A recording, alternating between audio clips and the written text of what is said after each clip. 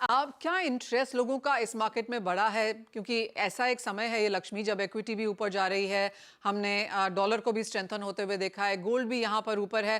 Clearly इतने सालों से हम इस मार्केट में हैं, ऐसा बहुत कम होता है, और अगर होता भी है तो बहुत शॉर्ट पीरियड के लिए होता है। ये बहुत लंबा पीरियड है जब हम ऐसा होता हुआ देख रहे हैं।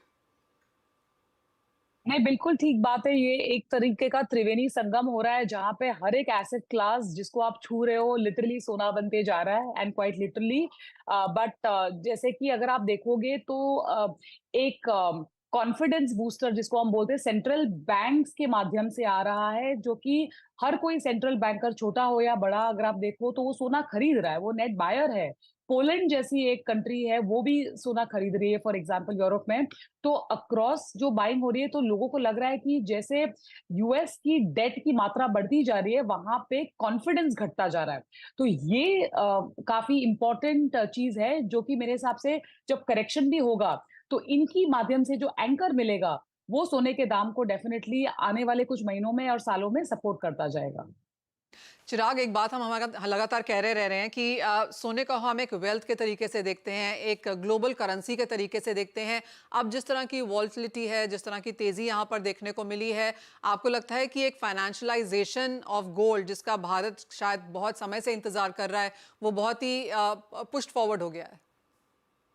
जी हाँ, बिल्कुल। देखिए, इंडिया में ऑब्वियसली फाइनेंशियलाइजेशन ऑफ गोल्ड तो काफी सालों से चलते आ रहा है, बट ऑब्वियसली यहाँ पे लोगों के पास अभी भी इंस्ट्रूमेंट्स बहुत अवेलेबल नहीं है सोने में निवेश करने के लिए।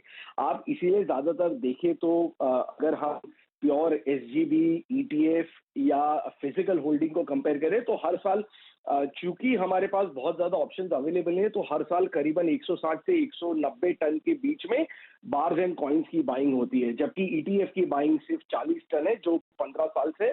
और एसजीबी अगर हम लास्ट 8 से 10 साल में देखें तो 100 टन की बाइंग एसजीबी में है। अभी भी इंडिया में फाइनेंशियल इंस्ट्रूमेंट्स अवेलेबिलिटी लिमिटेड है सोने में निवेश करने के लिए। और अगर हम चाहते हैं कि इंपोर्ट्स कम हो इंडिया के और सोने को मेन स्ट्रीम में लाया जाए, तो फाइनेंशियल इंस्ट्रूमेंट्स अभी भी नए फाइनेंशियल इंस्ट्रूमेंट्स की रिक्वायरमेंट है, जहां पे लोग उसके अंदर निवेश करें और वो सोना एक्चुअली ट्रेड में यूज हो सके। मैं जस्ट उस पॉइंट पे वापस आना चाहती थी, जैसे आपने कहा था यहाँ पर चिराग की अब जो रेट कट हैं 5 से 2 हो गए हैं, जून में नहीं सितंबर में होंगे, उसके बावजूद भी यहाँ पर सोने में तेजी है।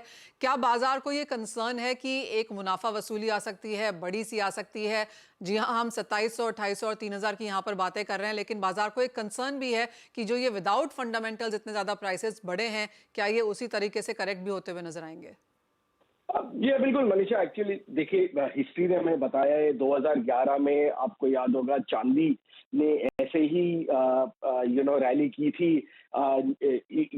ये बात की कर रहे थे लोग कि जो न्यू यूसेजेस आएंगे चांदी में वो इतने ज्यादा होंगे कि मार्केट एक सस्टेनेबल डेफिसिट में चले जाएगा, शॉर्टेज हो जाएगी। और उसके ऊपर चांदी ने करीबन 10-11 डॉलर से $50 की रैली की थी। और उसके बाद हमने देखा था कि एक हफ्ते में ही सारी रैली फिजल आउट हो गई। तो ये हमेशा एक रिस्क रहता है। मेरा मानना है कि अगर जब भी करेक्शन आएगा, कब करेक्शन आएगा ये तो किसी को पता नहीं जिस हिसाब से मार्केट चल रहा है। जब भी करेक्शन आएगा शायद ये $200 से $300 का करेक्शन हो सकता है। तो अगर कोई भी ज्वेलर है, कोई भी निवेशक है, उनके लिए ये बहुत इंपॉर्टेंट है कि स्टॉप लॉस लगा के रखे, अपने रिस्क मैनेजमेंट को स्ट्रॉन्ग करें और बहुत ही ज्यादा लेवरेज ना रहे। एब्सोल्युटली। अगर $600 ऊपर बढ़ के $200 की करेक्शन आने वाली है, इसका मतलब है कोई बहुत बड़ी करेक्शन की एक्सपेक्टेशन यहाँ पर नहीं है। लक्ष्मी, ये सवाल आपसे है कि हम हमेशा सोने को यहाँ पर पुश करते हैं as a wealth creator, as a part of your portfolio, लेकिन क्या चांदी ने वहाँ पर कोई जगह ढूंढी है? बिकॉज चांदी में भी अच्छी खासी स्टेबिलिटी है, तेजी है, एंड जिस तरह से चांदी का उपयोग यहाँ पर ग्रीन एनर्जी में होने लगा है, चाहे वो ईवी है, लैपटॉप्स है, फोन्स है, क्या वहाँ पर कोई एट ऑल पोजिशन है? देखिए, डेफिनेटली चांदी और सोने अगर दोनों को आप कंपेयर करो तो टिपिकली इन्वेस्टर्स का रुझान चांदी की तरफ कम रहता है, क्योंकि इंडस्ट्रियल यूटिलिटीज वहां पे ज्यादा होती है। लेकिन हाल में अगर आप देखो तो वहां पे भी काफी निवेशकों का रुझान बढ़ रहा है।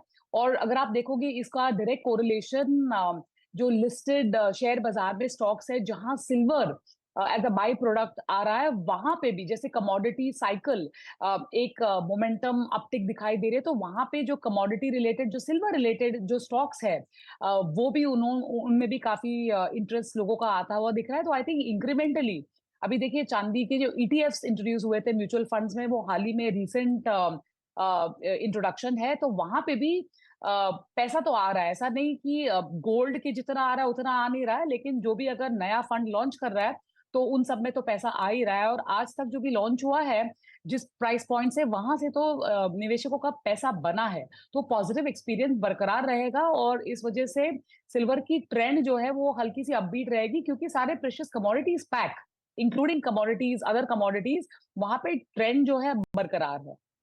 आई नो इस मामले में चिराग थोड़े से शायद बायस्ड हो सकते हैं, लेकिन आप बताइए लक्ष्मी, आपको लगता है कि कमोडिटीज का एक super run, super bull run कुछ तो भी चल रहा है यहाँ पे?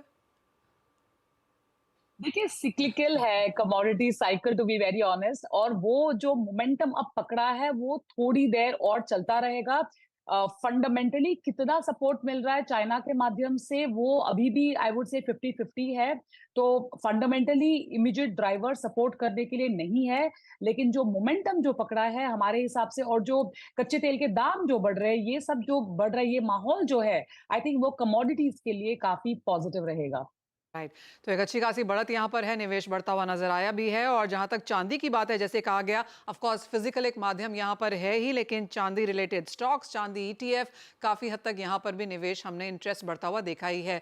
बहुत शुक्रिया लक्ष्मी, चिराग, आप दोनों का ही साथ जोड़ने के लिए। और सोने चांदी में अब यहाँ पर क्या करें, कैसे करें और क्या इस मूव का निष्कर्ष एनालिसिस करें, उस सब के लिए धन्यवाद। एक ब्रेक का समय है, जब लौटेंगे तो बात यहाँ पर बाकी कमोडिटीज़ की करेंगे, क्योंकि चाहे वो मेटल्स हैं, चाहे वो एनर्जी है, यहाँ पर भी जोरदार तेजी के साथ कारोबार।